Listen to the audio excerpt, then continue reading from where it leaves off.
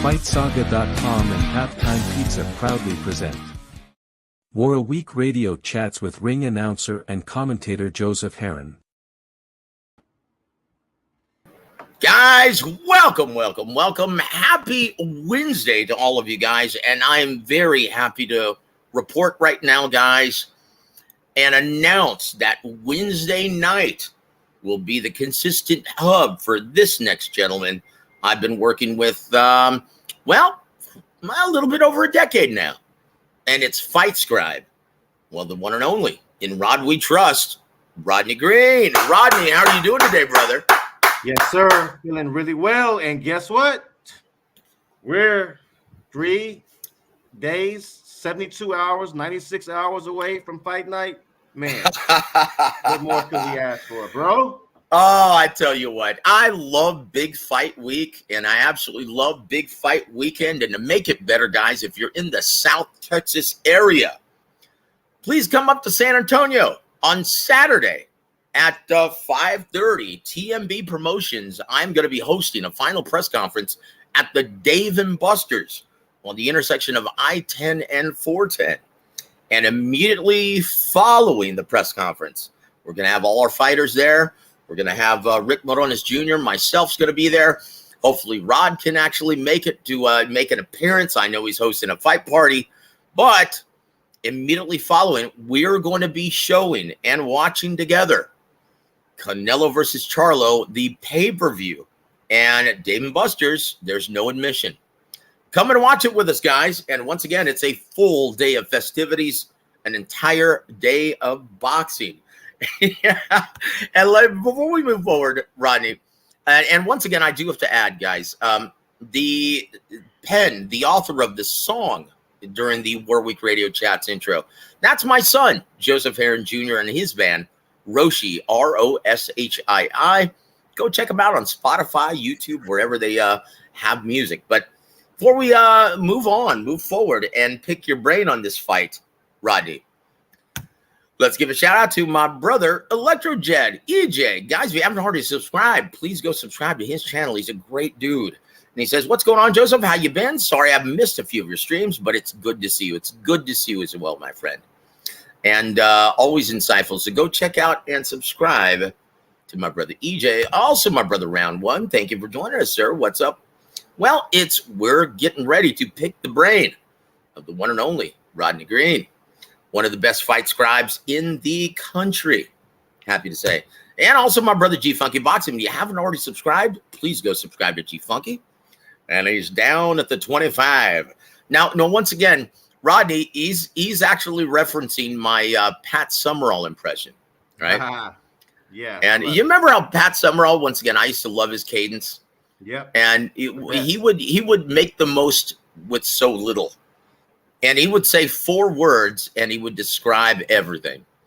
It's Aikman to Irvin, touchdown, Cowboys. Yeah, that's him. Yep, I miss me some Pat Summerall and John Madden. The sport was much better when they were making the call. Also, my brother SSP Diving. What's up, fellas? Just caught the last 2 live streams. Great stuff. Thank you for being here. We've got more great stuff. We're going to go over the odds. We're going to go over the final press conference tonight.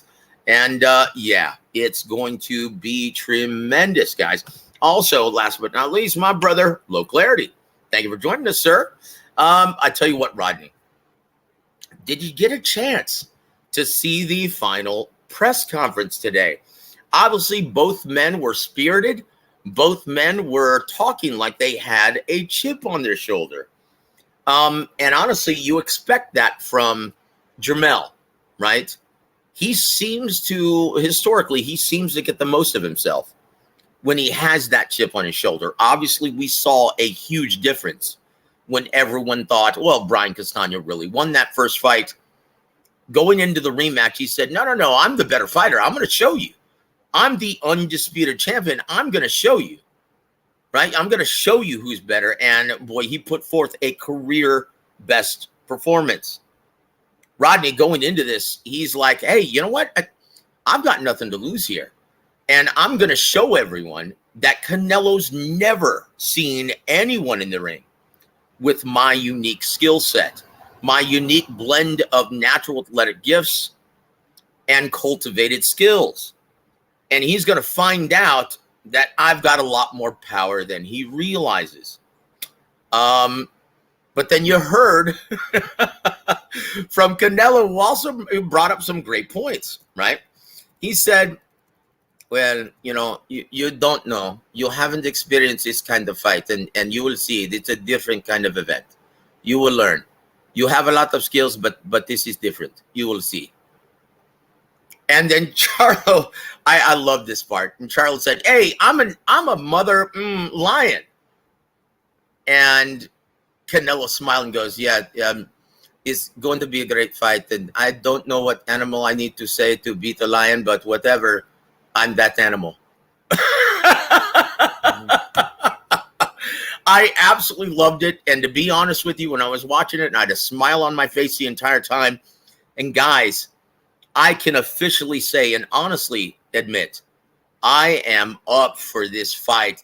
I wasn't excited when fight week started, but after watching that, I can genuinely say Saturday couldn't come soon enough. What say you, my friend, and what were your takeaways from this Friday final press conference from Vegas? Well, I think, they're starting to really take in the moment. The fight it's upon us now. It's only a matter of time.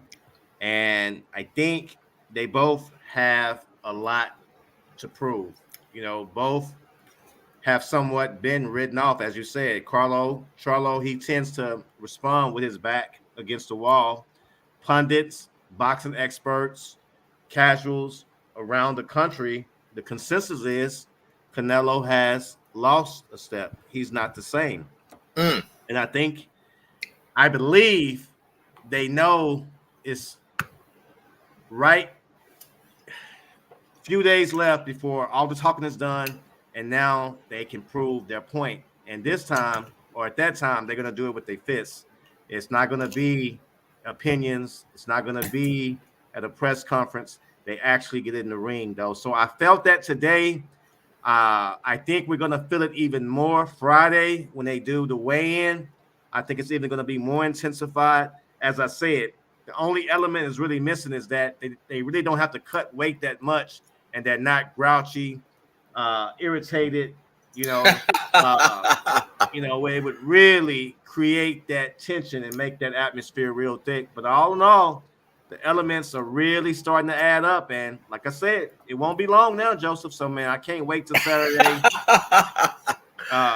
Not only we have a good main event, but, man, we have a great undercard, Joseph. So, man, it's time to get it cracking, bro.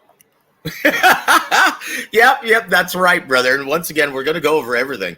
We're going to talk about, once again, the main event. That's going to be our focus. So Canelo Alvarez defends every title, the IBF, WBA, WBC, WBO, and, the title that actually matters most, the ring championship. That determines, if you've got the ring, you are the man of the division currently. He's going to be defending those against the undisputed champion at 154 pounds, Jermell Charlo, jumping up 2 weight divisions, but he has a very noticeable height and reach advantage. Tell you what, it's gonna be interesting. We'll get more of what Rod thinks a little bit later, and also in the co-main event of the evening, my personal favorite fight of this pay-per-view card, Jesus Ramos Jr. will be taking on what most have deemed his toughest test to date, former title challenger Erickson Lubin, who also has a lot to prove. And guys, if you haven't already, please go check out the documentary that I did the narration for on Jesus Ramos Jr.'s YouTube page. It's up and running now. Also, for the WBC Interim Welterweight Championship, someone from San Antonio, Texas, Mario Barrios, will be taking on a former WBA title holder, Yordenis Ugas. And in the opening bout, the red-hot, undefeated middleweight prospect, Elijah Garcia, going to be taking on Jose Armando Resendez. should be outstanding, guys. Should be outstanding. Also, in the non-pay-per-view portion, you've got the return of Alexander Gvozdyk and Frank Sanchez. But I tell you what, let's stick to the main event right now. I thought was interesting, right? Canelo, when he said, yeah, this is the different level. This is the big stage. Now, I know you've been in some big fights, but nothing quite like this. You're not ready. No one is ready. You're going to see there's a difference. You've never fought on this stage. And, well, some of my opponents have been overwhelmed by the spectacle of it. And I think you're going to fall into that category. What say you, Rodney? Well, again, that's a popular theory, you know. I mean, and again, that's possible that it can happen. But also, too, you know, Charlo hasn't fought at this type of an event, but he's been around the sport now, what, 12 years, Joseph? 13 years? Yes, sir. Yes, sir. Okay, so, you know, if it's any time for him to be ready, it's time for it to be now. Now, as I said, again, you know, the fight, it's more than just a big fight. It's the whole week leading up to it, you know. So is he going to be getting the proper amount of sleep? Is he going to have the proper amount, right, of focus going, you know, from a day in and day out, you know, making sure that he's doing everything he needs to do leading up to the fight. But yes, once he walks down that aisle, like Ric Flair used to say, you know, hey, you're in the big leagues now. Now, will he fold? Will he cake up? Or will he rise to the occasion? Because as I said, you know, it's his chance to really shock the world. You only get one chance and one shot, and he has to take advantage of it. But as I said, Canelo does have the experience. He's been here before, and you can't minimize that. But also, sometimes with a guy who's never really been there, it can maybe work to his advantage to where maybe it doesn't really affect his nerves, though. You know, he just goes in there, focuses on what he needs to do, and has tunnel vision. You know, we'll see the psyche leading up these next couple of days. But yes, if we're going to go based on experience and who's been there before, we got to give the nod to Canelo because he's been in big fights his whole career. Yeah, you know what I think of? And remember a gentleman, a former WBA champion I used to work with, Austin No Doubt Trout? Yep. Do you remember the week where Miguel Cotto, he was a title holder at 154 pounds, Austin Trout at the time, the WBA champ. And Miguel Cotto thought he was the lesser regarded champion at junior middleweight at the time. And so he picked out Austin Trout when he was moving up to junior middleweight. And he picked the Puerto Rican Day Parade, the day of, sold out Madison Square Garden, everyone there overwhelmingly in favor. But with Austin, you know, I just looked at him. I said, "You ready for this?" And he goes, "Man, I'm going to beat the brakes off of Cotto." And he just smiled. And guess what? That's what he did. Now, once again, Miguel Cotto. Now, obviously, everyone says Canelo is the bigger man here. But when you look at how, and you have to understand, Jermel, I can't see him standing and trading with this gentleman. When you look at the size advantage, height, and reach, now I'm not talking about the girth. I'm not going to talk about the muscle mass and how wide Canelo is, because when you stand next to Canelo, yeah, he's as wide as a truck. And he hits as hard. Well, he's arguably the hardest puncher at 168 pounds. And though Miguel Cotto was indeed an effective aggressor, even though Austin No Doubt Trout had the sizable advantage, right? He was an effective aggressor. He was used to cutting off the ring, closing the distance, and being the effective aggressor. But did Austin allow him to do that throughout the entire fight? No, he used his footwork as the foundation of his defense, fighting behind an intelligent jab, using that southpaw stance. And yeah, he made him look ordinary. That was Austin Trout's coming out party. Rodney, will we see that on Saturday night? Will this be Jermel Charlo's coming out party as one of the elite of boxing? It could be because going back to that Cotto and Trout fight, I was listening to Floyd Mayweather earlier today, and he says, "Trust me, sometimes a fighter can grow old overnight. You'll see a drastic change from one fight to the next." You kind of saw that with Cotto as well too. Now I don't know if it was so much a decline of his skills or he kind of lost the passion or what, but once again, after that night, I think he stopped going into fights as the overwhelming favorite after that fight, if I'm not mistaken. No, that is right. Yep. Now, regards to Canelo and Charlo. Again, both guys are the same age, pretty much. But Canelo has a lot more miles on his vehicle than Jermell. Okay. Now,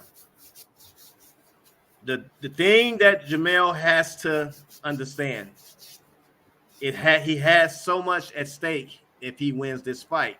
But stay in the moment, though. Stay in the moment. And if he does what he's supposed to do, he can be recognized finally for being, in that upper echelon of fighters. Because oftentimes we've always seemed like we wanted a little bit more from Jermell. We wanted him to be a little bit more tested. We wanted him to win a lot more in dominant fashion. He gets the job done oftentimes, but oftentimes it takes him a second time to do it in convincing fashion, right? Very good point. Very good point. Where he really garners our full attention. But see, this is it for him right now. He has to understand an opportunity like this, Joseph, may never come again in his life. Yep. Okay. And if he can bottle everything in, and one thing about it, man, he has to, as far as like an athletic fighter though, Joseph, I mean, you look at this guy, man, when he does throw his combos, I mean, when he does put his combinations together, man, he does it with a vicious, mean intent, man, to hurt the opponent. However, one thing about it though, can he be consistent, and can he be consistent through 12 rounds? If he can do that, Joseph, he's going to shock the world. I really believe that, if he can do that. Well, here's the dilemma, right? And once again, you're facing Canelo Alvarez. And once again, I don't like to be one of those guys who just claim, oh, it's hard to win rounds against Canelo. He's the A-side, blah, blah, blah, blah. No. Canelo, and just from talking to judges, they will favor the explosive, more eye-catching offense from Canelo Alvarez. It has nothing to do with him being the A-side. He's the A-side guy because it's effective and consequential. Whenever Canelo lets his hands go, it's a lot more eye-catching to the judges at ringside, and it carries a lot more torque. And it's noticeable. And you've been ringside to many events. You can feel the torque of Canelo's shots when he lands, even if he doesn't land cleanly. It's noticeable. It's eye-catching. And that was the difference when he didn't get the nod, Erislandy Lara I'm referring to, when he fought Canelo all those years ago. Now, since then, Canelo is a much more complete fighter, adding the wrinkle of cutting off the ring, closing the distance. But something happened to Canelo, Rodney, and you pointed this out. After he just mauled the super middleweight division, capturing every trinket, becoming the undisputed champion, something changed with his offense. He stopped putting together punches and with creative combinations. He stopped using his upper body and head movement to work his way inside. He is not that guy anymore. He merely fights behind a high guard, slides in and out of range, and says, hey, can you take my best punch? And he loads up with the kitchen sink, and he tries to bomb you out with one shot. He doesn't put his punches together anymore. Will this prove to be his undoing, or will it get the job done again against a natural 154-pound fighter? Well, here's the thing. I think Charlo will land often because remember he's taken that 154 hand speed up to 168. So Mm. I'm sure he has faster hands than Canelo's last opponent. Okay, he should, Yeah, you he think? should be he should be able to touch him. Okay, the thing that just concerns me though, Joseph, to where I can't really just unequivocally and really just feel totally confident for Jamel. His defense is too leaky. Man, he gets caught. Now, one thing about I can look at it is like this. Castano, he fought at a much faster pace than usually a Canelo fights. Castano made Charlo fight every minute of the round. Consistent pressure. And doing that, Yep. Charlo had lapses. He had lapses throughout the fight. Now we know Canelo, as he's beginning to progress in his career and get up in age, Joseph, I believe his punch count and his activity and his volume has been kind of regulated to just like you say, he loads up a lot more. But still, Yep. And well, I hold that thought, Rodney. And once again, going back to Emmanuel Stewart, what he taught us, right? And I'm going to do my best Emmanuel impression. Look, whenever you combine power and speed, you're going to sacrifice volume. You're not going to be able to throw punches for all 3 minutes of every round. And that's exactly what we've seen from Canelo the past 3 fights, Rodney. right. Absolutely.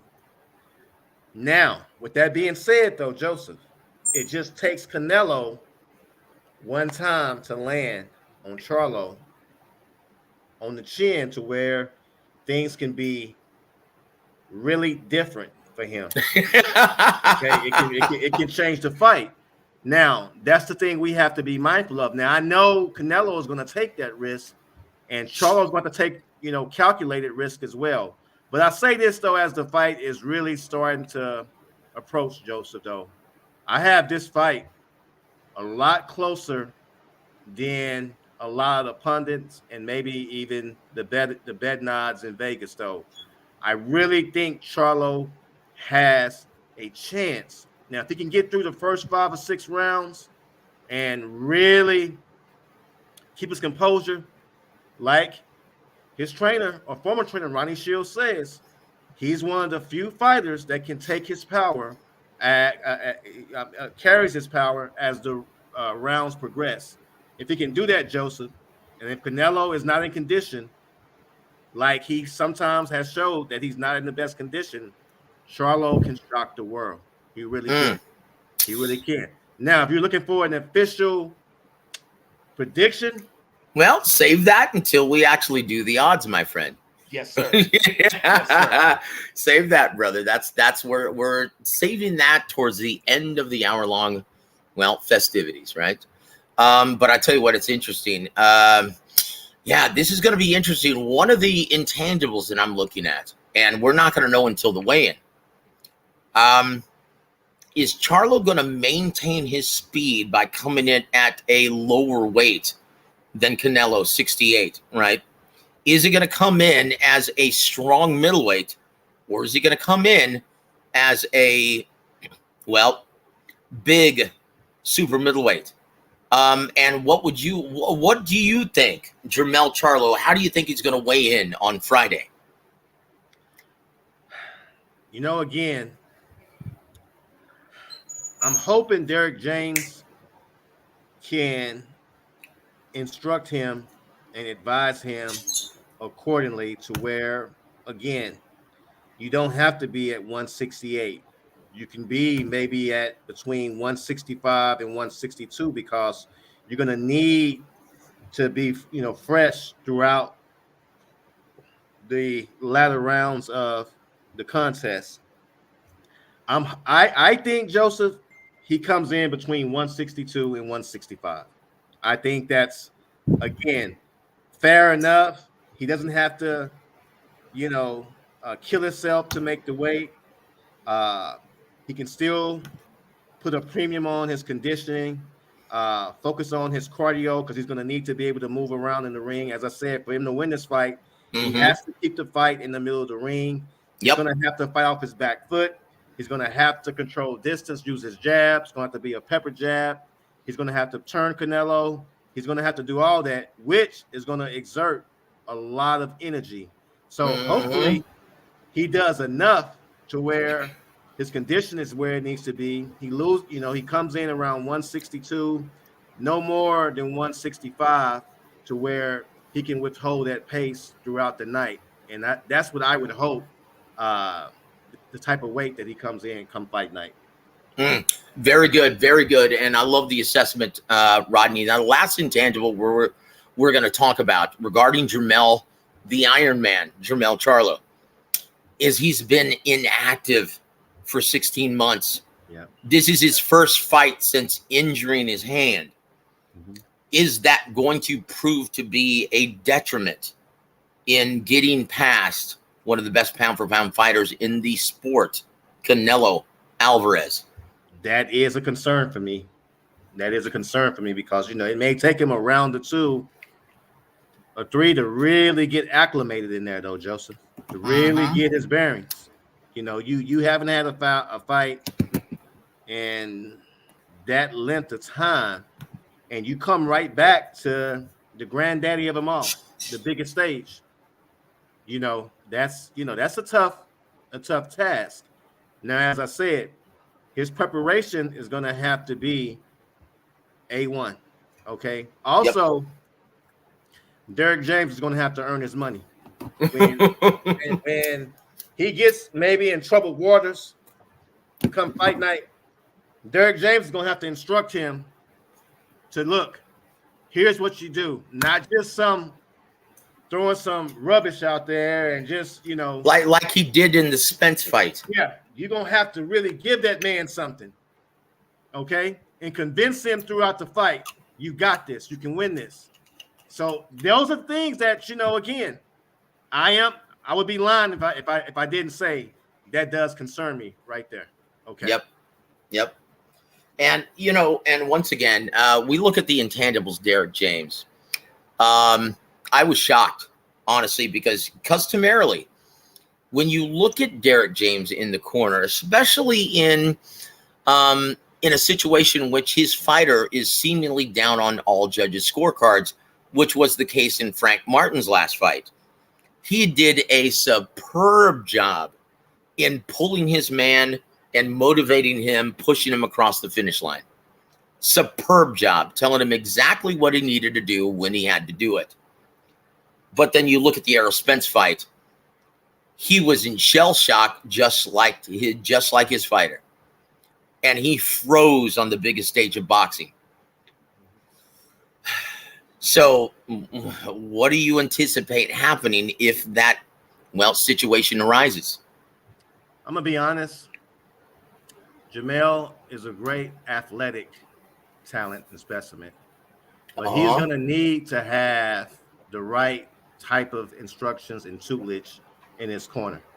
You're going to have to be able to give him something because, again, some guys like Floyd Mayweather, James Toney, they've been fighting since knee high to where, again, they know exactly what to do in the ring. They know what adjustments to make.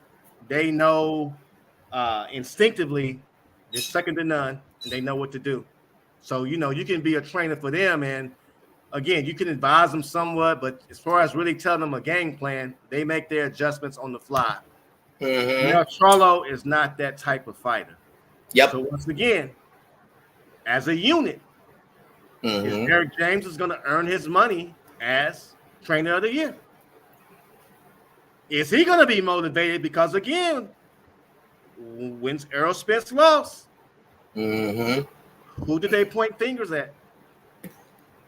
Who did they say he wasn't worthy of that nomination or that award? Yeah. So I say that to say this. It's going to take a group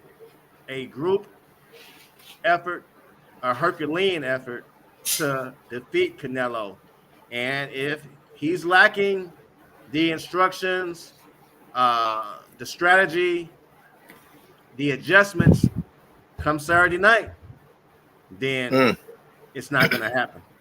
Yeah, yeah. And look, I will go back to what Coach Ronnie said last night, his former trainer. He said on last night's show, and it's still up if you guys want to check it out after this. He stated, look, I trained this kid since he was 14, right?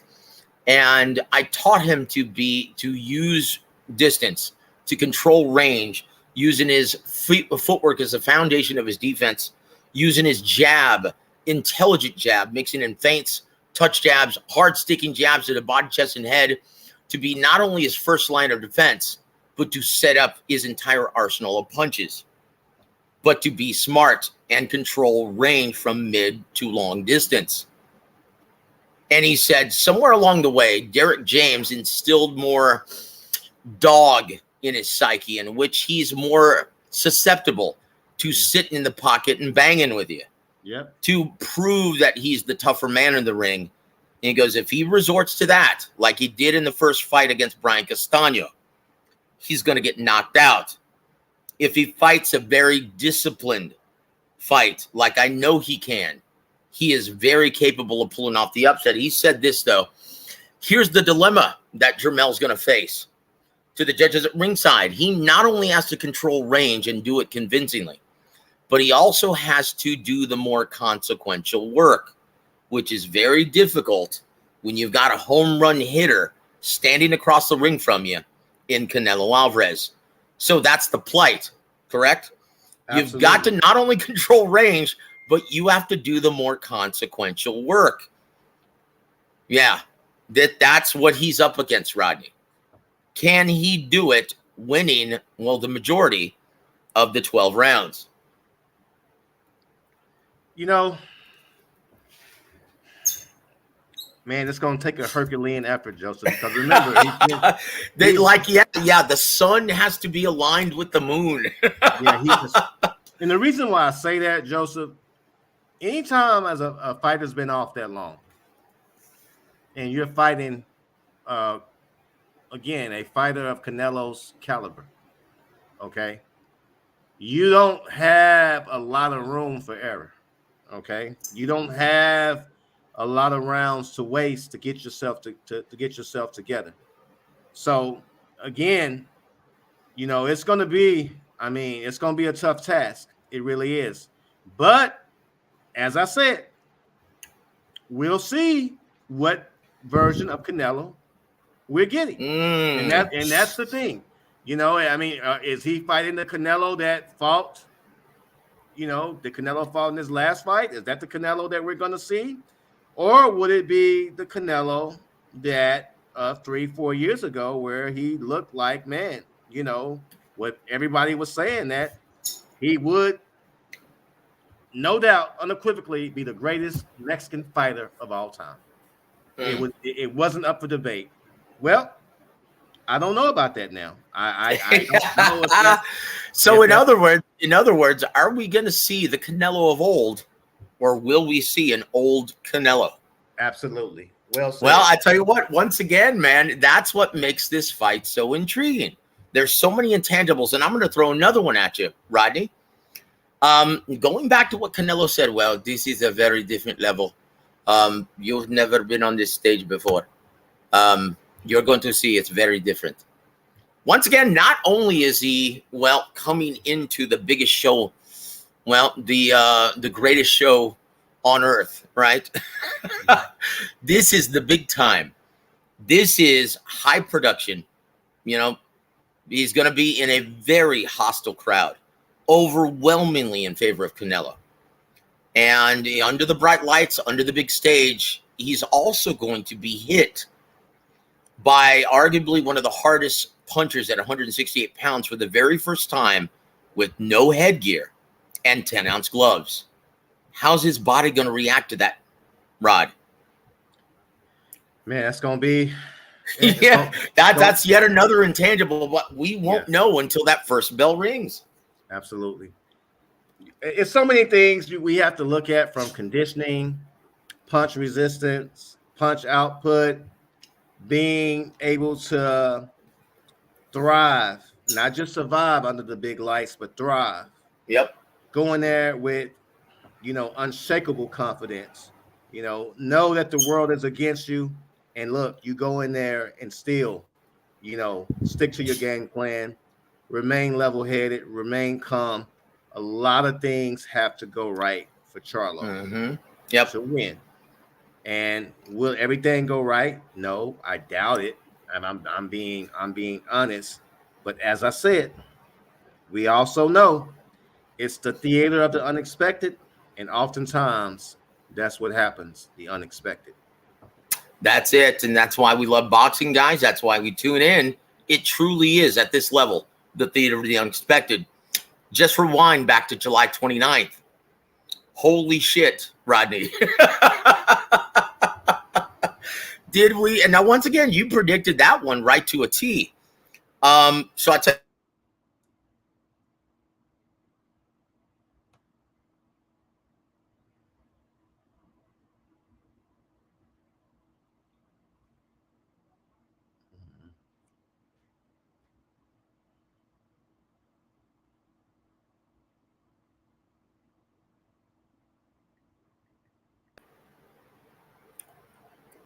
Rodney, can you hear me okay now? I can hear you now. I can hear you. I can hear you fine now. Very good. Very good. My apologies, guys. I apologize for that. But I will say this, though. Let's go into the odds, and I'll tell you the FightSaga.com sexy bet of this weekend. All right? Yeah. Now, the book that we always like to reference is the BetMGM out of Vegas, right? Right now, as of Wednesday, fight week, they have sold Canelo Alvarez listed as a minus 400 and Jermell Charlo as a very live plus 300 or 3-1 betting underdog. Are you surprised of those odds? I'm really not, Joseph. It's a lot of unknown with Charlo right now, okay, because of his inactivity and him just coming to the biggest stage of boxing. So, I think those odds are pretty fair, to be honest, based on the recent data that we have. Yep. Now, so I think those are fair odds, and I think, those are the type of odds that reflect where both fighters are right now in their career, to be honest, though. So I think those odds are more than fair.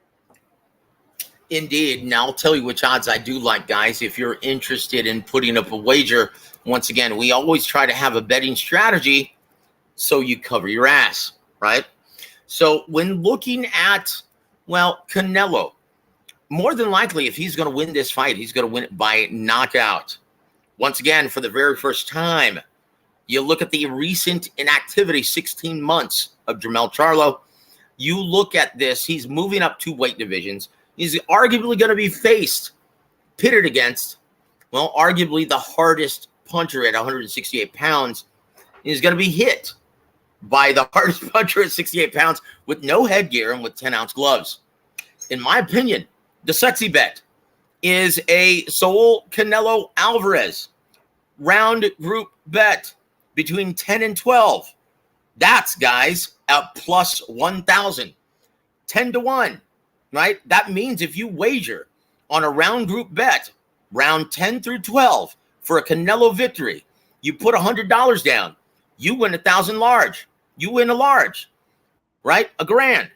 Now, if you put 1,000 on a Saul Canelo Alvarez victory between rounds 10 and 12, you put 1,000, you win 10 large, guys.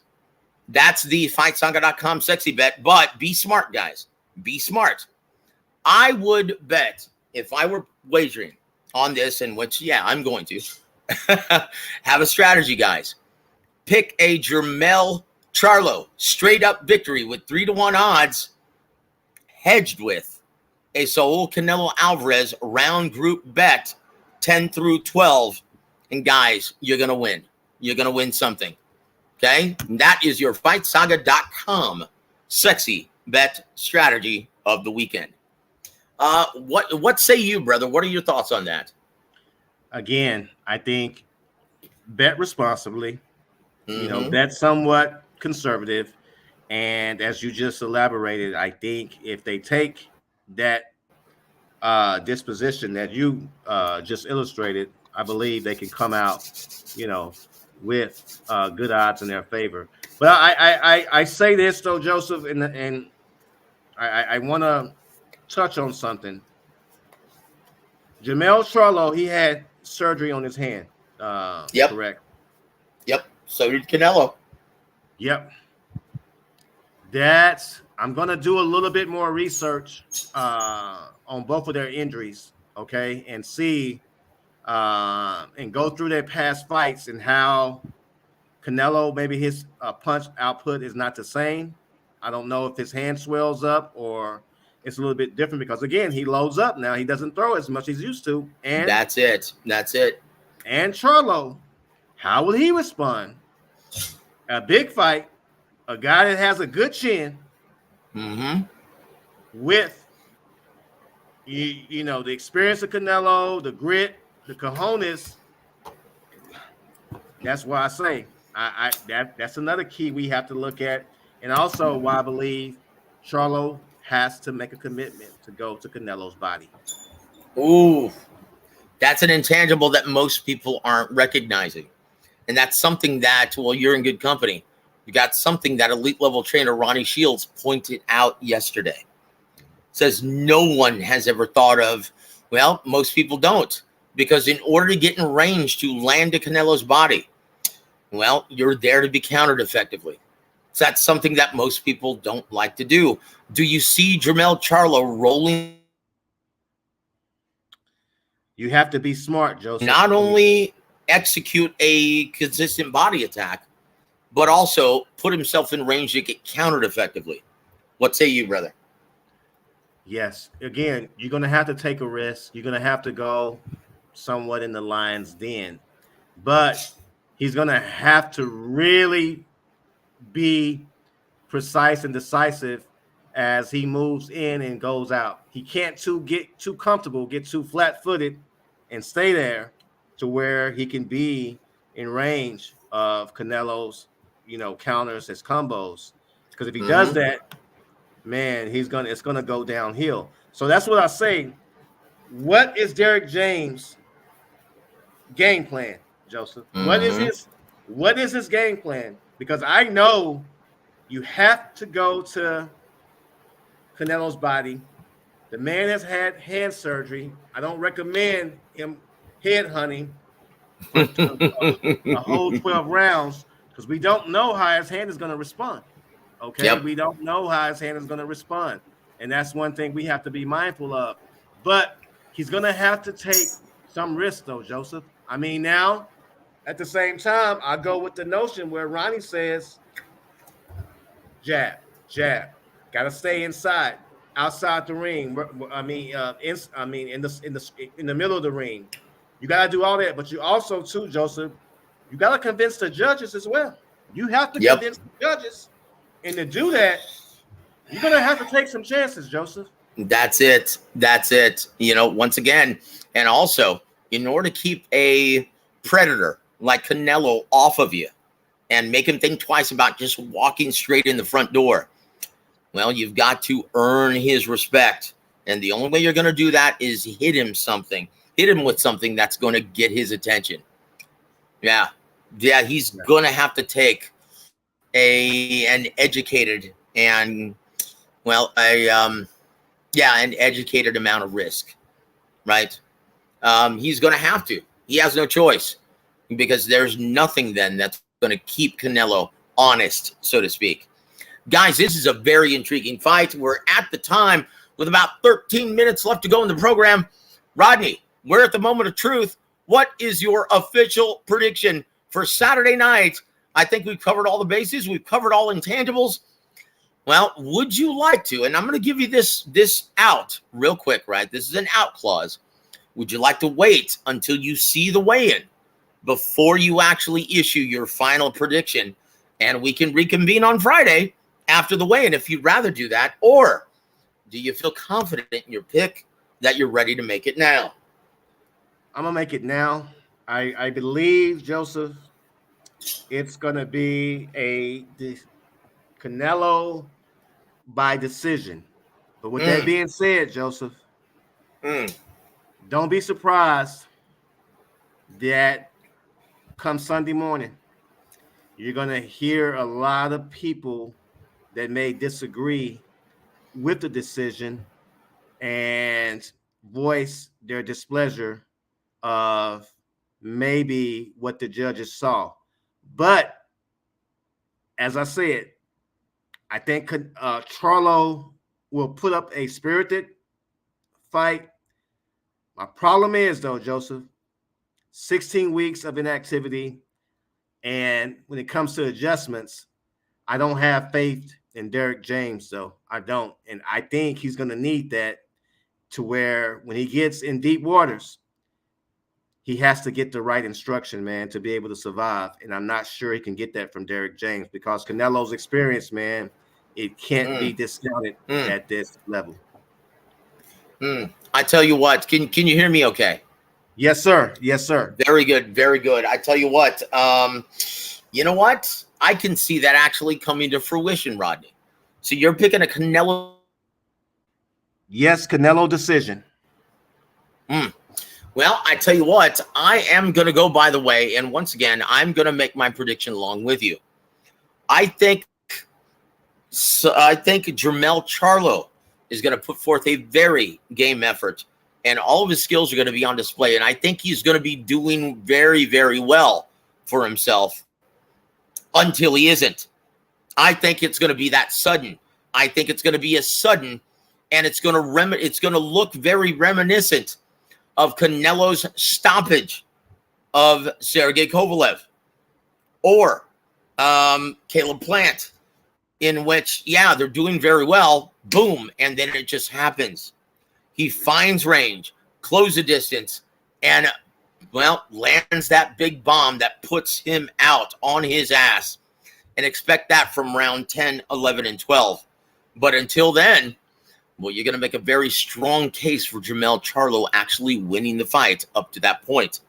And that's how I see it. Once again, guys, leave your prediction in the comment section. But, guys, all I can say is Saturday night can't come soon enough. I'm amped to the gills for this fight. I love it. And once again, if you're in the San Antonio area, guys, come watch the fight with me and my fighters. All of my TMB future stars of San Antonio boxing. We're going to be watching the fight at Dave & Buster's on 410 and I-10. Come watch the fight with me, guys. And boy, it's going to be a lot of fun. Rodney, I know you're going to have a packed house, brother, where you're watching the fight. Yeah, absolutely, man. I'm looking forward to my fight party. Last one of the year. Excited, hyped up about it. And I think boxing fans across the world, the states, we're going to be in for a real treat, though. And it's been a great year of boxing this whole year. And I think that trend will continue Saturday. And I'm definitely amped up about that, sir. And there it is. And there it is, brother. And best of all, well, you don't have to drive anywhere. You're right there. Absolutely. Yes, sir. I'll tell you what. This is going to be tremendous. And once again, G Funky has he's of the same like-mindedness. He says, yeah, I'm having a fight party too. And you know what? I'll call you immediately following the fight. Immediately following the game. It's the House of Buggin' on Fox, except on the West Coast where you'll see The Simpsons. Also, brother, want to give a big shout out to my brother Outlaw. He says, Lubin too chinny and too brave for his own good. That leads us, well, and once again, I want to give a big shout out to my brother Peter Von Arx, home of the Green Bay Packers. Go Pack, except when they're playing the Cowboys. He says, Charlo will be working behind the jab if he's smart, throwing straight punches. Once again, that's kind of a chink in the armor of Jermell Charlo when you look at his recent bouts with Derek James. He sometimes lets his balls hang a little too low in the center of the ring, if you know what I mean. Mm-hmm. He's got too much dog in him for his own good. Will that be his undoing, or can he fight an intelligent, disciplined fight like Ronnie Shields proposed and like Rodney Green proposed? We'll see, guys. That's what makes this fight so intriguing. But, guys, let's go to the undercard, right? The very first bout of the evening. Once again, I really like Jose Armando Resendez, but in my opinion, Rodney, he's just going to be outgunned by the ultra-skilled, and big punching Elijah Garcia. Guys at PBC, Al Heyman, Tom Brown, they're raving about this kid and call him the future at 160 pounds. Do you like Elijah Garcia in this matchup against Jose Resendez, sir? Definitely. I love Garcia. I think, man, this is a great platform for him to really gain some recognition. And don't be surprised if he stops him. Okay? Don't be surprised. Well, I tell you what, you know what, Elijah Garcia, there's a lot to like about this kid. And there's a reason why Al Heyman and Tom Brown are so high on this kid, calling him, the next big American star out of the middleweight division. But I want to give a big shout out to my brother, Alden Johnson. Thank you for joining us, sir. And he says, y'all have to make your show 2 hours. You have a really good show here, Joseph. Well, I wish I could take full credit for that. Thank you very much for saying that. But, guys, this wouldn't be possible without my brother, one of the sharpest knives in the boxing community drawer, and that's my man, Rodney Green. Very seldom. And now, once again, I'm going back now to the, 12, 13 years that we've been working together, Rodney. Mm-hmm. I can count on one hand, just like James Gogi, how many times you've been incorrect in your assessments. And that's a testament to how bright you are and how well you know not only the fight game, but what goes inside the ring, what goes on inside the ring, but goes on within the business as well. So hats off to you, my friend. And let me just tell you, I think I speak for everyone. It is great to have you back in the family, my friend. Yes, thank you for doing this. And thank you for joining us, Alden. We really appreciate it. Moving on to the next feature bout of the evening, slated for 12 rounds of action for the WBC Interim World Welterweight Championship. Yordenis Ugas takes on the San Antonio Slugger, Mario El Azteca Barrios. Now, both of these gentlemen they're coming off a loss, and they have a severe inactive period, leading into this fight. Now, the thing I like about this, Yordenis Ugas is trained by Cuban Ismael Salas, one of the best trainers in boxing. But Mario Barrios is also trained by another Cuban in Bob Santos, another brilliant trainer. And on a lot of periodicals, he won Trainer of the Year honors last year. Who do you like and why? Man, Joseph, this is a toss-up, man. I think both fighters have been in some tough fights, have some wear and tear on them. If I had to pick, I would give the nod to Ugas, but not much, though. I thought that Barrios, he fared pretty well against Keith Thurman.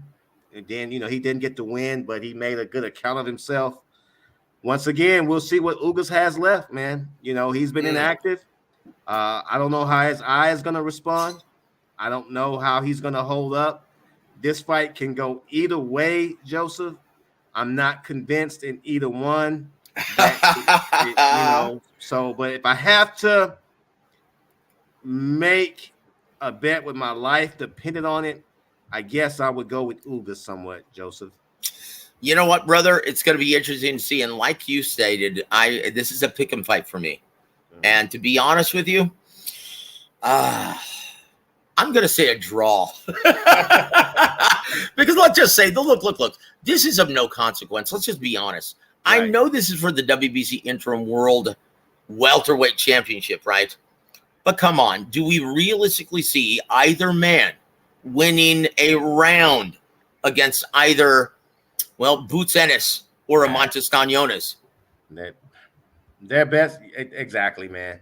These are B-level fighters. But it can be a very entertaining fight as well. So Yep. And once again, in the immortal words of Don Warwick-Chargan, our mentor, well, he always said, well, if you take often two equal level fighters, stick them in favorable style matchups, which this is, it will almost always result in a very entertaining fight. Guys, so that's what we're looking forward to. And in your co-main event, well, El Mono Jesus Ramos Jr. at age 22. He's 20-0 with 16 knockouts, taking on the very skilled, well, but with the questionable chin of Erickson Lubin, former title challenger, 25-2. And his two losses were at the hands of, well, Charlo and also, well, Seabass, a Seabass Fundora, who both knocked him out. Oh boy. And Jesus Ramos can crack with that southpaw stance, with that beautiful left hook. Do you see Erickson Lubin making it to the finish line against Jesus Ramos Jr., or do you think Jesus Ramos Jr. has never seen anyone with the skill set and power of Erickson Lubin?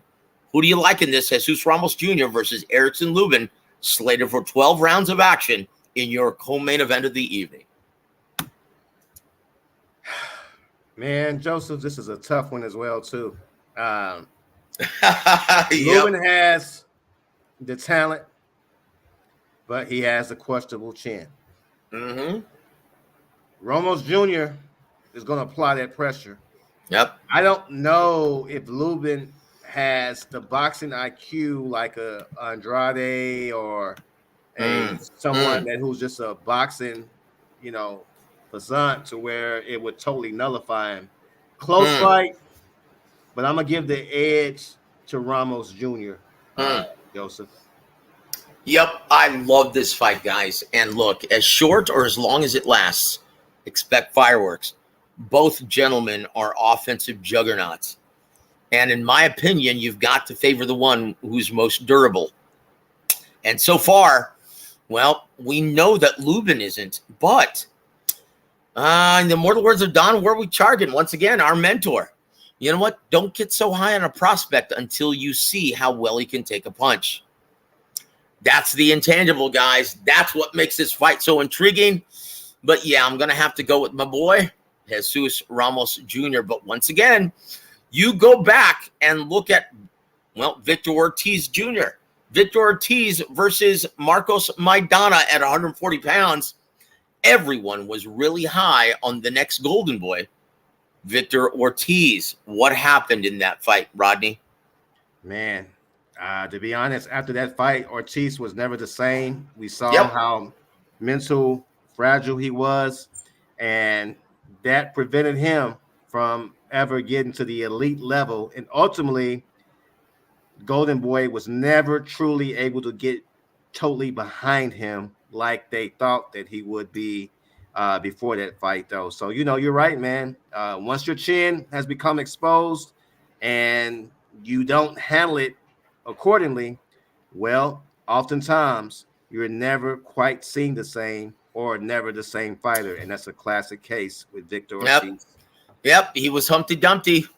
Yep. All the king's horses, all the king's men couldn't put him back together again. Yep. Will that be the case with Jesus Ramos Jr.? Well, we'll see what happens, guys. That's why they fight the fights. And, guys, that's why we have this show. But I tell you what, we're at the end of the line. Rodney, do you have any parting shots for our listening audience this evening, sir? Man, felt great to be back. And all I can say, in a few more days, somebody's going to get hit. Y'all take care. We'll see y'all next week. God bless you, Rodney. And thank you once again for all of your pearls, brother. And, we'll talk to you very soon. We'll get your fight recap next Wednesday evening at 7 p.m. Central. God bless you, brother. And once again, guys, on behalf of the incomparable Rodney Green, I'm Joseph Herron. You've been listening to War Week Radio. Have a great evening, everybody.